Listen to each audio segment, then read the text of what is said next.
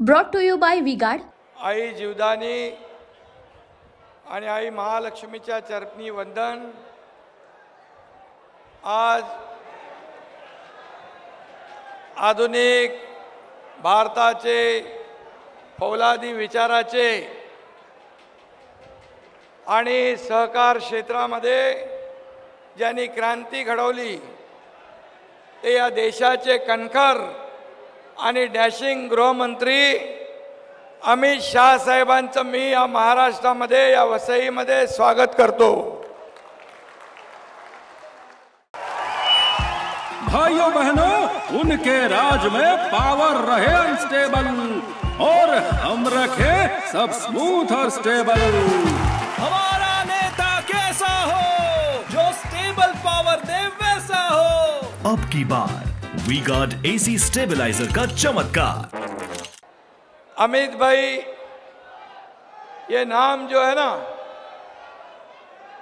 जो ना कभी थकता है, जो ना कभी रुकता है और जो ना कभी हारता है, याचं नाव है अमित भाई शाह।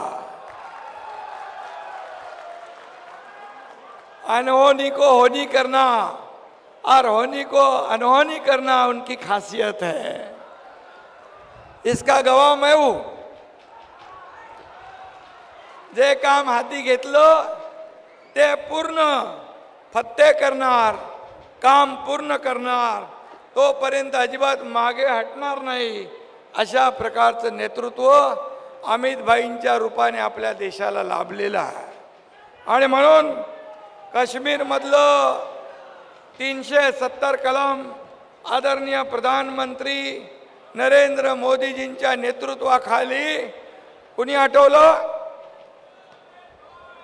आणि त्यावेळेस राहुल गांधी म्हणाले होते खून की नदियां बहेगी। काय झालं? करेक्ट कार्यक्रम केला ना एकदम?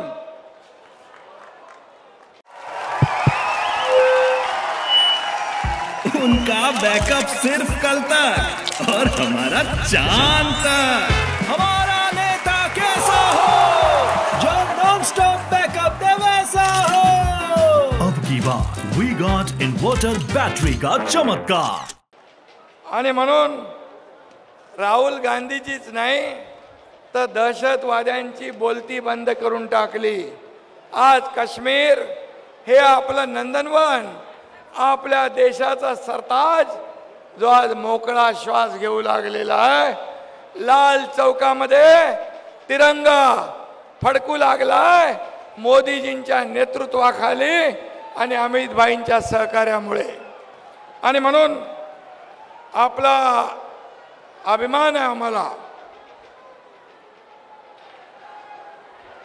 भारताची आंतरिक सुरक्षा असो, ज्या कणखरपणे अमित भाईंनी परिस्थिती जी हाताळली त्याला तोड नाही आहे। आणि जे अयोध्यामध्ये प्रभू रामचंद्राचं 500 वर्षापासून आपलं स्वप्न होतं ना, अयोध्यामध्ये राम मंदिर बांधायचं। मोदीजीने अयोध्यामध्ये राम मंदिर बांधून दाखवलं, करोडो राम भक्तांचं स्वप्न साकार केलं। आणि म्हणून आपण अभिमानाने बोलतो जय श्रीराम, जय जय श्रीराम। आणि त्याची पोटदुखी झाली समोरच्या लोकांना। मुंह में राम बगल में छुरी, जो राम का नहीं वो किसी काम का नहीं। आणि म्हणून अमित भाईंची जी ओळख आहे, एक बार मैंने जो कमिटमेंट कर दी तो फिर मैं खुद की भी नहीं सुनता, अशा प्रकारचं त्यांचं काम आहे। एकदा शब्द दिला की त्या शब्दाप्रमाणे पाठीमागे उभं राहायचं, ताकद द्यायची, हे आपल्याला सगळ्यांना माहीत आहे। आदरणीय मोदी साहेबांनी आणि आदरणीय अमित भाईंनी या राज्याच्या विकासामध्ये आपल्या पाठीशी खंबीरपणे उभं राहण्याचं काम केलंय. आणि म्हणून हे डबल इंजिन सरकार आज काम करतंय.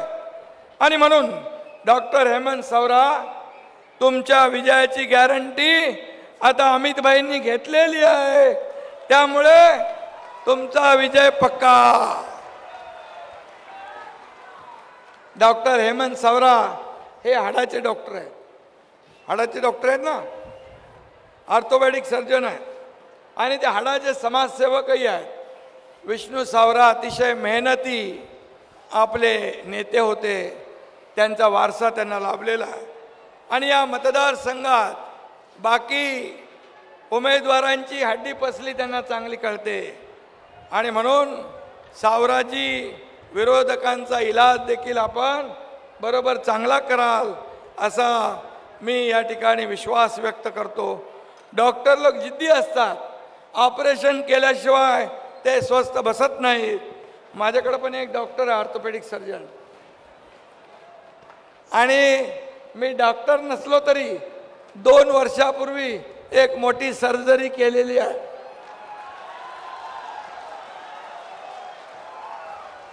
आणि तेव्हा अमित भाई पूर्ण ताकदीने पाठीशी चट्टान की तरह उभे राहिले. आणि म्हणून आज आपलं सरकार काम करतंय. 2 वर्ष महायुतीचा कारभार चांगला चाललाय. आणि हे पण मी सांगतो, अमित भाईंचं एक विशेष आहे. देशाच्या सुरक्षेबरोबर कधी तडजोड नसते. त्यांनी म्हटलं होतं संसदेमध्ये भाषण करताना, जम्मू कश्मीर और पीओके 1-1 इंच जमीन हमारी है और उसे पाने के लिए हम जान भी देंगे. हे उद्गार अमित भाईंचे आहे. आणि हमारी 1 इंच भी जमीन दूसरों को नहीं देंगे ही शिवगर्जना जी आहे ही अमित भाईंनी आपल्या पार्लमेंटमध्ये काढली होती. आणि म्हणून आज आदिवासी समाजाचा एक कार्यकर्ता हेमंत सावरा आपल्या समोर उभा आहे. खरं म्हणजे त्यांनी काम केले. भाजपा अनुसूचित जमाती मोर्चाचे ते सरचिटणीस आहेत.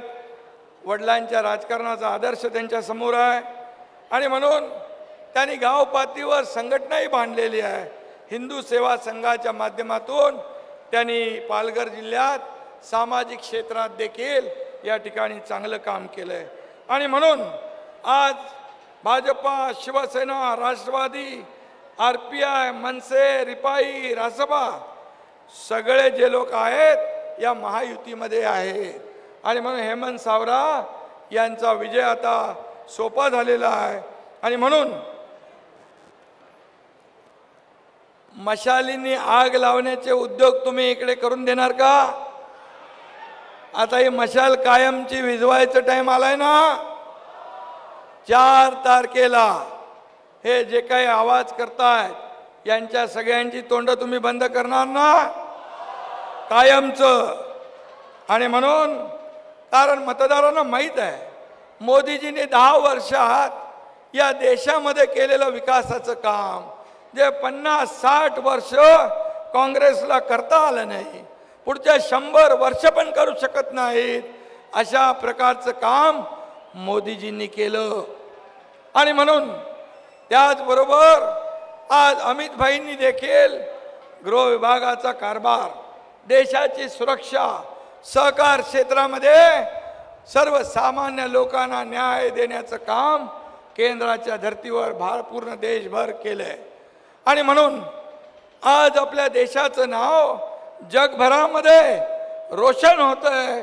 अमित भाई, हमें गर्व होता है, खुशी होती है कभी जब हमारे आदरणीय प्रधानमंत्री जी विदेश जाते हैं तो कोई ऑटोग्राफ लेता है, कोई झुक के सलाम करता है, तो कोई बॉस कहता है. ये हमें हमारी जो सीना है खुशी से भरपूर खुश हो जाते सब लोग और फुला नहीं समाता. आणि म्हणून पूर्वीचा भारत बघा आणि आताचा भारत बघा. आता मजबूर भारत नाही, आता मजबूत भारत आहे, मजबूत. आता भारत बोलतो आणि जग ऐकतो अशी परिस्थिती आहे. आपल्या देशाची अर्थव्यवस्था देखील आज मजबूत करून ठेवली आहे. देशाला महासत्तेकडे न्यायचं आहे. आज विरोधकांकडे काय? Cut, commission, corruption, corruption first. मोदीजींकडे नेशन फर्स्ट, देशाचा विकास, देशाची प्रगती आणि या देशाला एक महासत्ता बनवण्याचं स्वप्न घेऊन आज मोदीजी पुढे जात आहेत. आज काय आपण पाहतोय, हा पालघर आदिवासी जिल्हा आहे. या आदिवासी समाजामध्ये देखील काही संभ्रम निर्माण करण्याचा लोक प्रयत्न करतात. पण आपल्या या देशाचे प्रधानमंत्री मोदी साहेबांनी आदिवासी समाजाच्या आपल्या द्रौपदी मुर्मू मॅडमला या देशाचं सर्वोच्च पद, राष्ट्रपती पद दिलं आणि आदिवासी समाजाचा सन्मान केला, गौरव केला. आणि म्हणून आज आपण पाहतोय की मोदी सरकारने, मोदीजींनी आज महिला, तरुण, युवा, शेतकऱ्यांच्या आयुष्यामध्ये आनंद निर्माण करण्याचं काम केलंय. त्यांना जीवनामध्ये बदल घडवण्याचं काम केलंय. 80 कोटी लोकांना मोफत राशन, 25 कोटी लोकांना दारिद्र्य रेषेच्या बाहेर. गरिबी हटाव, गरिबी हटाव काँग्रेस बोलत होतं, परंतु गरिबी हटली नाही, गरीब हटला. पण मोदीजींनी 25 कोटी लोकांना दारिद्र्य रेषेच्या वर काढण्याचं काम केलं. 80 कोटी लोकांना मोफत राशन देण्याचा निर्णय घेतला, घरं देण्याचा निर्णय घेतला. रोटी, कपडा, मकान देणारे हे आपले प्रधानमंत्री मोदीजी आहे. आणि म्हणून आज मी एवढंच सांगतो, मोदीजी म्हणतात कि ये तो सिर्फ ट्रेलर है, पिक्चर अभी बाकी है.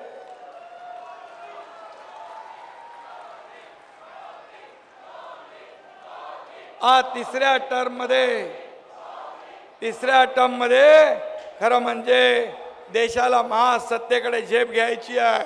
आणि म्हणून आपल्या सगळ्यांना माहीत आहे, या 3 वर्षापूर्वी या पालघरमध्ये साधू हत्याकांड झालं होतं. त्याला पाठीशी कोणी घातलं? तेव्हा महाविकास आघाडी सरकारने त्याला न्याय दिला नाही. पण महायुतीचं सरकार आपलं आलं आणि आपल्या सरकारमध्ये एकही संत साधूला हात लावण्याची हिम्मत कुणी करू शकणार नाही, अशा आपलं काम सुरू केलं आपण. आणि म्हणून या ठिकाणी इंडिया आघाडीवाले भाकरी हिंदुस्थानची खातात आणि चाकरी पाकिस्तानची करतात. हे दुर्दैव आहे. आज काँग्रेस म्हणते कसाबची गोळीने हे म्हणतं करकरेला लागली नाही. शहीदांचा अपमान करताय. कसा करकरे, आपले साळसकर, कामटे, ओंबळेने तर सर्व कसाबच्या गोळ्या पोटात घेतल्या, पण कसाबला सोडला नाही. अशा या कसाबची तुम्ही बाजू उचलता. हा देशद्रोहीपणा आहे. फारुख अब्दुल्ला तिकडे काहीतरी बडबडतो, परंतु या ठिकाणी अमित भाई आहेत. महाराष्ट्र भवनला म्हणतो विरोध करतो. पाकिस्तान के चुड़िया भरी है क्या, अणुबॉम्ब है. अरे या देशात राहता तुम्ही, इस देश में रहते हो और पाकिस्तान की बोली बोलते हो. आणि आता अशा लोकांच्या मांडीला मांडी लागून आज कोण बसतंय? बाळासाहेबांचा वारसा सांगणारे उबाटा त्यांच्या मांडीला मांडी लावून बसतायत. जरा मनाची नाही जनाची तरी लाज वाटली पाहिजे. एकच लक्ष, मोदीजी अमित भाई, मोदीजी अमित भाई. सकाळी शिवा, संध्याकाळी शिव्या, शिव्या शाप, दुसरं काय त्यांच्याकडे नाहीये. पण अमित भाई तर त्यांच्याकडे बघत पण नाही. पण कधी बघितलं तर काय होईल? काय म्हणतो एक मन आहे ना, हाती चलताय बाजार, अशी म्हण आहे. पण जेव्हा ते बघतील तेव्हा तुमची पाचावर सगळा कार्यक्रम होईल. आणि म्हणून मी आपल्याला एवढंच सांगतो, जो विकास आपण केलेला आहे, आज या ठिकाणी काँग्रेसला समोर लोटांगण घालणारे उबाठाने मुंबई बॉम्बस्फोटमधला आरोपी देशद्रोही इक्बाल मुसा याला प्रचारात उतरवलंय. काय दुर्दैव आहे. बाळासाहेबांच्या मनाला किती यातना होत असतील हे यांचं काम बघून, यांची जी काय देशद्रोही पिलावळीला सोबत घेण्याचं बघून बाळासाहेबांना देखील दुःख वाटत असेल. आणि म्हणून मोदीजी पण म्हणाले आणि अमित भाई पण म्हणाले, ओ नकली शिवसेना आहे, ही असली शिवसेना आहे. कारण आपल्याकडे बाळासाहेबांचे विचार आहेत, आपल्याकडे धनुष्यबाण आहे, आपल्याकडे या तमाम महाराष्ट्रातल्या जनतेचे आशीर्वाद आहे. आणि म्हणून मी आपल्याला एवढंच सांगेन की आज या देशामध्ये मोदीजी जे ठरवतात ते त्याचं अंमलबजावणी अमित भाई करतात. आणि म्हणून आज मोदीजी आणि अमित भाई या देशाला एक लाभलेली दोन रत्न आहेत. आणि खऱ्या अर्थाने हा देश महासत्तेकडे चाललाय, याचा अभिमान आपल्याला आहे. आज चंद्रावर मोदीजींच्या माध्यमातून, इस्रोच्या माध्यमातून चांद्रयानचं यशस्वी लॉन्चिंग झालं. परंतु काँग्रेस या राहुल गांधीचं 50 वर्ष झालं तरी लॉन्चिंग करू शकलं नाही. कसं तुमचा नेता एकीकडे देशभक्ती आहे, एकीकडे राष्ट्रभक्ती आहे, एकीकडे विकासाची जी काय तळमळ आहे, पूर्ण जीवन देशाला समर्पित केलेलं आहे, दुसरीकडे थोडा गरम झालं उकाडलं की परदेशात थंड हवा खायला जाणारे कुठे, आपल्या देशाची बदनामी करणारे कुठे, आपल्या प्रधानमंत्र्यांची बदनामी करणारे कुठे. मग मला सांगा आपल्याला कोण पाहिजे? आपले प्रधानमंत्री कोण? अब की बार फिर एक बार और पहली बार ये अपना हेमंत खासदार. आणि म्हणून येत्या 20 तारखेला आपल्याला माझी विनंती आहे, आपलं मतदान महिला भगिनी इकडे आहेत, महिलांसाठी देखील मोदीजीने किती पहिलं जे संसद भवन झालं त्याच्यामध्ये पहिला निर्णय कुठला घेतला असेल तो महिलांना आरक्षण देण्याचा. आणि म्हणून महिलांची सगळ्यात मोठी जबाबदारी आहे 7 वाजता उठायचं, मतदान करायचं, आपल्या घरातल्या सगळ्यांना तयार करायचं, जाऊन मतदान करून आपल्या हेमंत सावरा यांच्या नावासमोरचं कमळाचं बटन दाबायचं आणि त्यांना निवडून आणायचं आणि मोदीजींचे हात बळकट करा अशी विनंती करतो. धन्यवाद. जय हिंद, जय Maharashtra. Brought to you by V-Guard.